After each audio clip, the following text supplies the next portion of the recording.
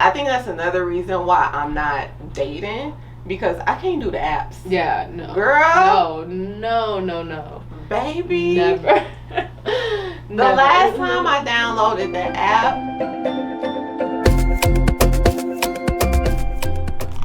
I came across a profile on a dating app. I'm not going to say which dating app it was. Okay.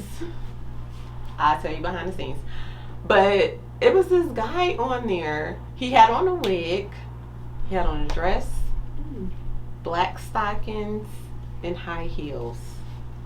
Every bit of a 6'4", 200-pound ass man. And I was just, I hate to say it, but that shit scared me. Like, I was a little taken aback, because to see something like that on a dating app, I just felt like, don't they specifically have apps for that type of stuff? Like, is this not a hetero? Yeah, it just makes it seem ungenuine. Yeah, and at that moment is when I realized, even if that's the way of the world right now, for people to get on dating apps, it's just not for me. No, I will never. It's not for me. Never. It's not for me. That was my cue to get the fuck up off of there.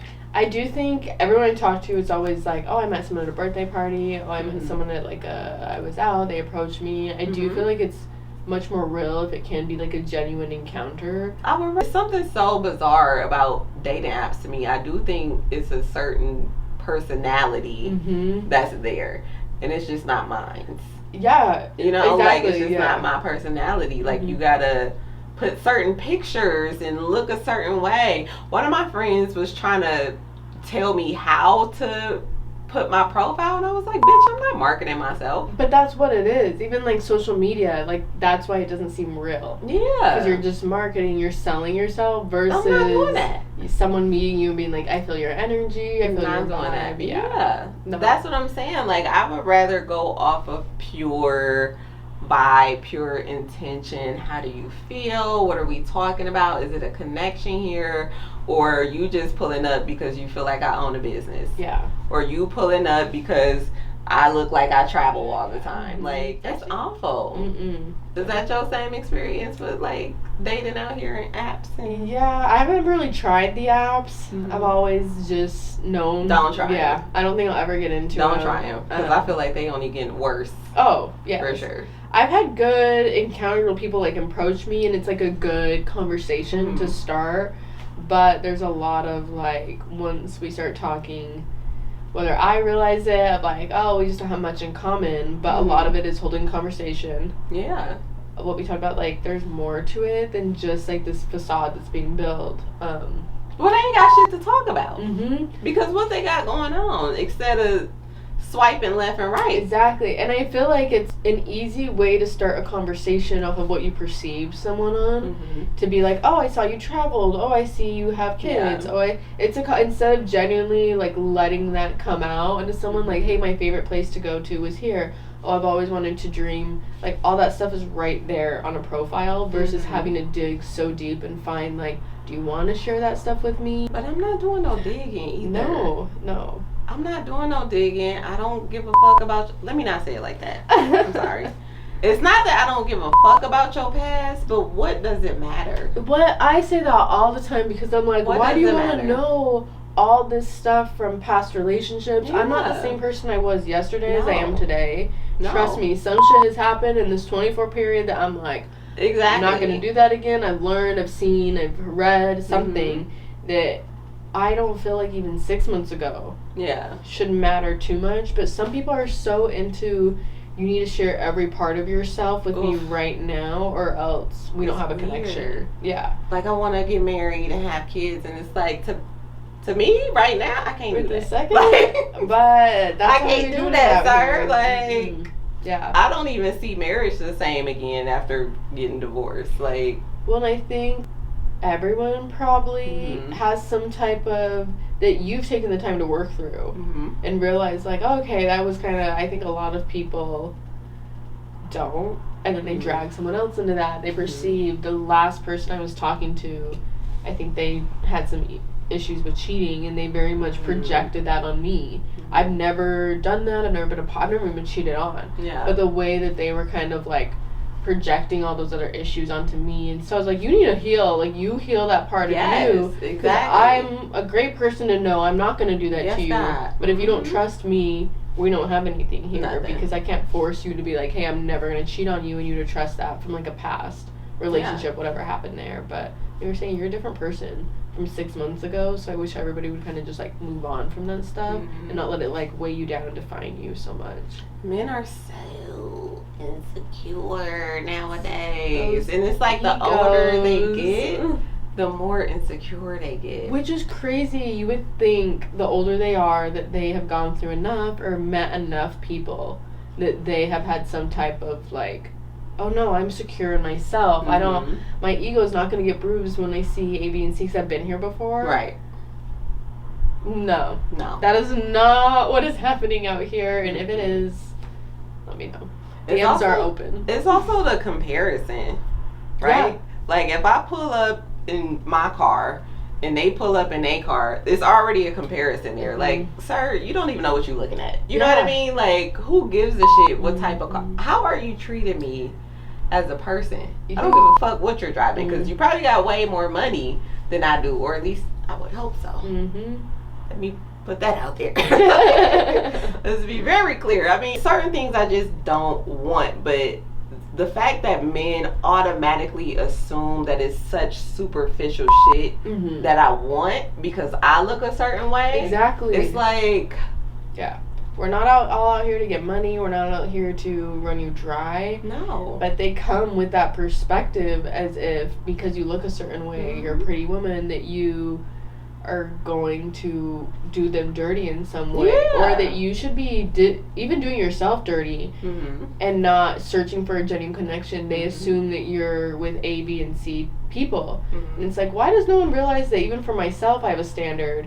And you are like, no, this is who I want to be with, and I'm not going to settle till I get that. That doesn't mean, just because you're beautiful doesn't mean you're entertaining people. But guys always assume that. Exactly. I got a roster. I wish. Yes, I'm like, where's your roster? Let me see your roster shirt. I don't. No, y'all aren't that lucky. You are not that lucky, man. Damn. That would be nice. It would be, but no. No. I feel like the rosters are more of women. That these men have, and that's also why they're projecting. Yeah, but the women, again, quality over quantity. They have a lot of quantity. They have a lot of women, but how many of them bitches are really quality women? No, because I feel like if you are getting all your shit paid for every single time by one guy, a different guy, like, have some respect. You know what I'm saying? Like, have some type of, I mean, don't get me wrong. You can pay my bills.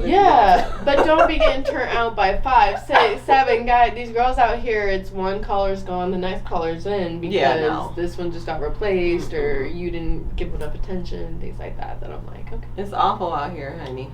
I can't do it. Gotta find somewhere better. 0 out of 10. Yeah, I don't know. Do not recommend. It's not looking good. I feel like if God got somebody for me, they will come because I'm not looking. I was gonna say I'm not looking. If it's supposed to happen, I've never looked. I'm not gonna start looking, and I feel like that's another thing that dating apps are. It's like for women seeking some type of something, and I just can't do anybody. Even like the men, I think it's them seeking like a validation that they can get these women, and even the versus like, oh, someone can just like me for me, and we're gonna just find each other that way. That's why I do think if you are forcing it by being on an app, like, are you really gonna find someone? No. Maybe some people do, but some people. Trust me, it's not gonna be me. It's a whole nother story. Some people do find people. Relationships, marriages, but again, that's kudos to them. But I'm looking for something that's truly godly, like truly God sent. That's not everybody. That's not everybody. That's not even 1 out of 100.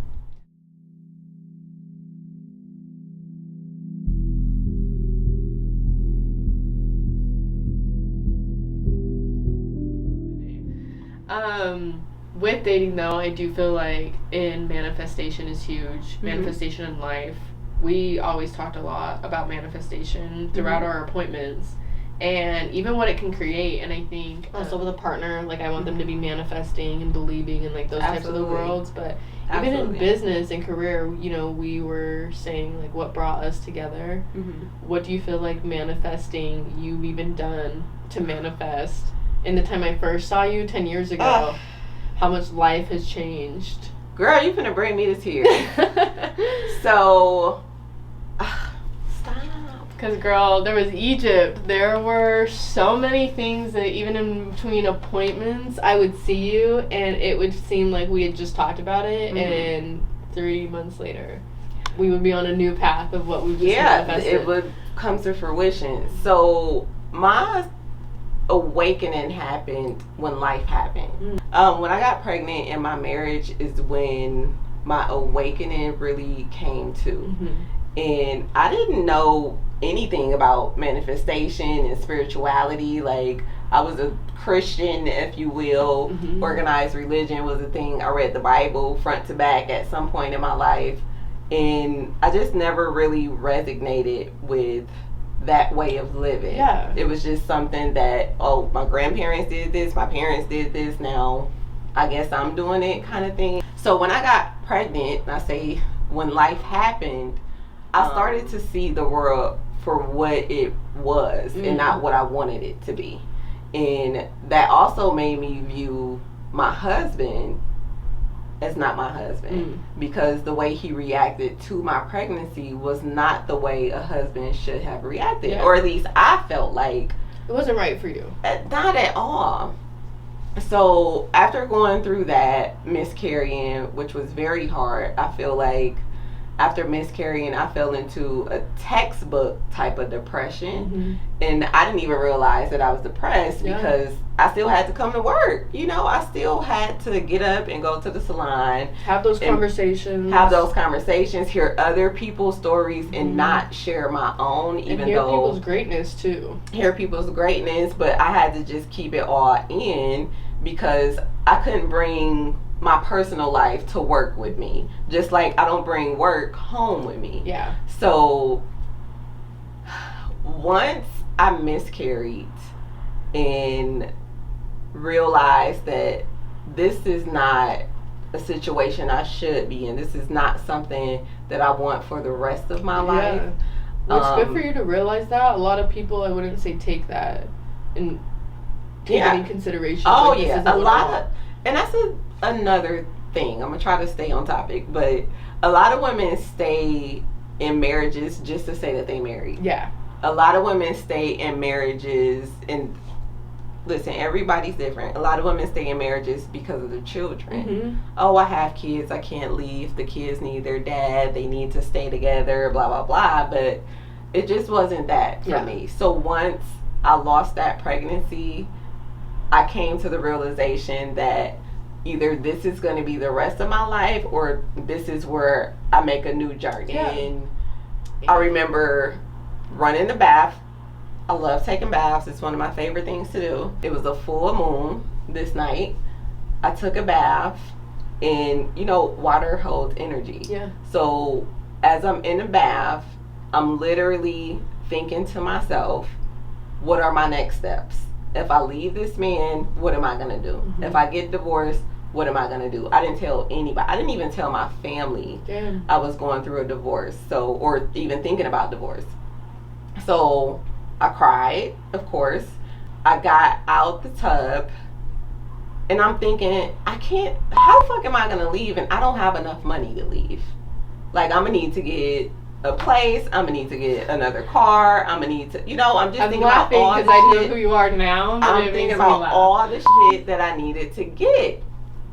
And I asked God if I'm supposed to leave, guide my steps. Truly. $4,000 came to me out of nowhere within like a week. $4,000, and to me that was my sign to get the fuck on, because that's what I asked for. After the pregnancy, it took me almost 2 years to leave, but once that money came, I held on to it. And that was your lifeline. You knew that was my lifeline. I felt like that was a gift from the Creator. I felt like that was a gift from the universe for me to keep going and keep moving on my path without this person who wasn't supporting me anyways. So I left. I got my own place. I didn't even have furniture for like the first 6 months. The only thing I bought was a bed. And I still have that bed to this day. It's a really, really nice bed. I will say that, because I refuse to sleep on the floor. That's how me and my ex-husband came out here. We just had like an air mattress and we slept on the floor for a few months. It wasn't important for him to start life here. It was just, but you, once you left, you were like, I'm going to get a bed. I'm going to make the changes. So as we were going through the divorce, he came over one day and he didn't even know that I ended up buying the same car he bought. Because he bought a car without me. And before that, we were buying cars together. Like both of our names was on it. But I knew why he did that, because he felt like, this is my car, not yours. Yeah, exactly. And he didn't pay for anything other than the rent and our phone bill. So he took my cell phone, which I ran my business through my phone. I'm booking appointments, I'm scheduling appointments, I'm reading my calendar. So that was his way of trying to get back at me. So I had to change my salon number at the time. And it was just really awful and pitiful to go through. Defeating even of everything you worked for and like built those clients and those numbers and that contact. Absolutely. So that was the first experience with understanding how my manifestations work, or how manifestation works in general. The second year of being divorced, I didn't have a TV for those whole 2 years. I just worked on my business. Some got to give. I got to make more money, because now I got more bills. Like I'm paying 2 rents instead of 1. Like that just became so much for me, but I knew what I asked for. After those 2 years, I started wanting a little more for myself, because I'm in here with no furniture. I did get some furniture after a year, but I didn't even sit on the couch because my sister ended up getting sick. My only sister.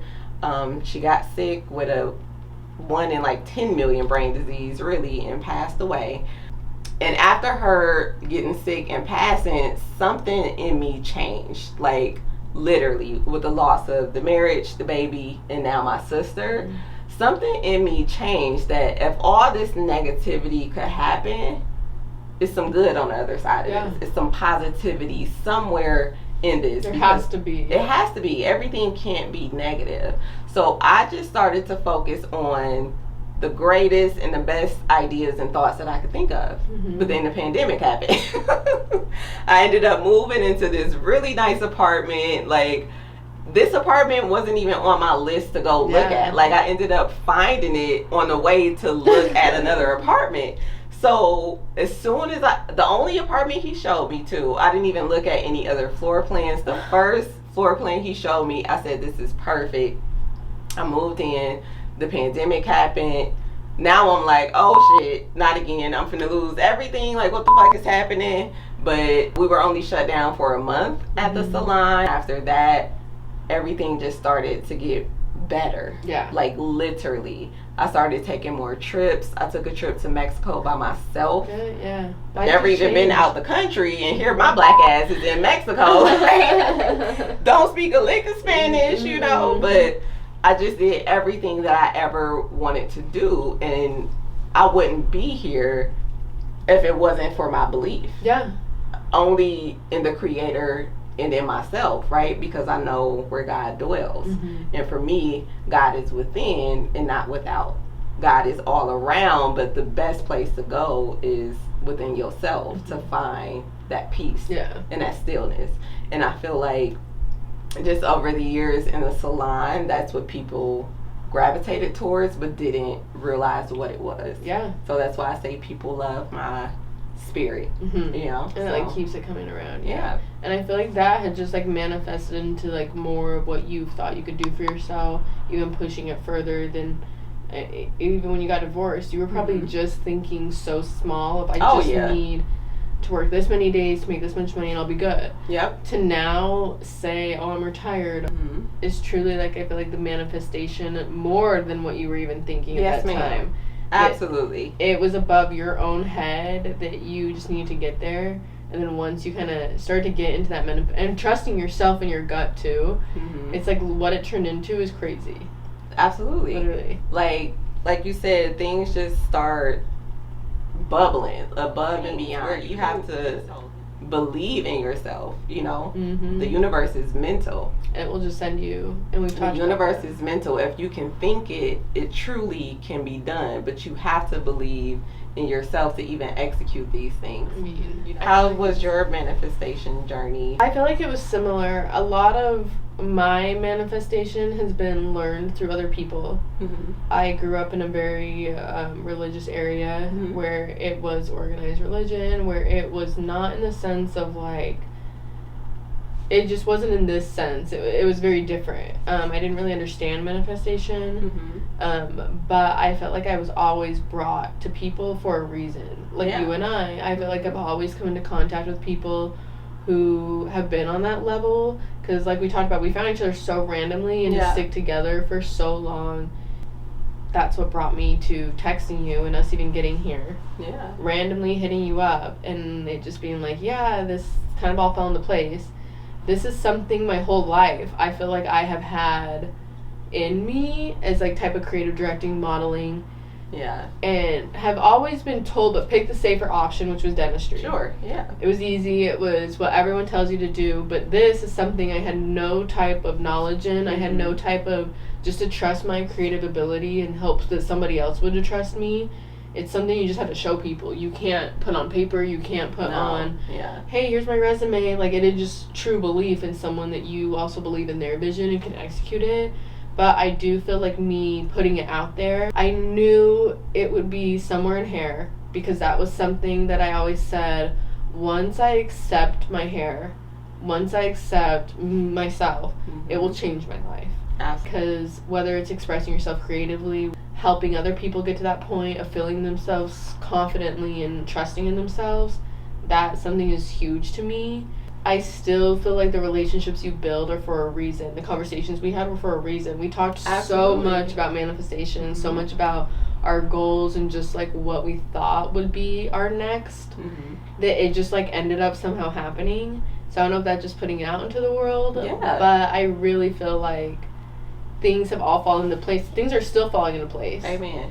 But it's crazy when you look back and you think of what you did wish for and where you're sitting at now. It's like a crazy. Because tell me, trust me, us sitting here, us doing this, us having this conversation, is, if you had told me 6 months ago, I'd be like, huh? If you would have told me 6 months ago, there's a lot of how, and it all came together. It all came together. So you said something really profound. You have to accept yourself first. You have to, in any and everything that you're doing. Because if you don't believe in yourself, who will? And I feel like if you're chasing a vision, whether it's in business, whether it's who you want to be, if you're chasing anything instead of just like, this is what I trust in myself and I know who I am, that has been like my biggest crutch in life, is knowing who I am and trusting in myself. I do feel like when you just put it out there and trust in yourself, those manifestations are being listened to and will be received, whether it's in business. And all of those, like, how is this going to happen? It doesn't ever make sense. It never will, but it somehow, like, just happens. It does. Because thoughts become things. So the more positive thinking you can do, the more positive outcome you can have. And I will also say that it doesn't take hard work. I don't even want people to believe, oh, you got to work hard to be successful. That's complete bullshit. Because I've done things with little effort. It's just the effort. It's the intention that's there. And things come to me. Just being you will bring in. Things come to me. And I don't know how to explain that to people. Like, you either understand that or you don't. I just know I have a lot of what I think are great ideas, but thoughts become things. And all the times that I've thought negatively, like, oh, this might not work, guess what? They didn't. But all the things that I thought positively about, all the things that I just knew would work and I've just worked on those. It doesn't take hard fucking work. It just comes. If it's meant to you, it'll work out. Absolutely. I feel like we forever have stories. Forever girl. Laughs. Oh, this will not be the last that you see of Karli. I'm sure you will be back for more episodes. Thank you for coming. Yes. Amber, thank you for shooting. I hope you're not falling asleep behind the camera. Any last words, ladies? Anything you want to leave the viewers with? Ooh. What I would say, wrap your hair. Mm-hmm. Okay? Wrap your hair. Don't put it in a ponytail. Wrap your hair, please. Put a silver satin scarf on. Sleep on a silver satin pillowcase.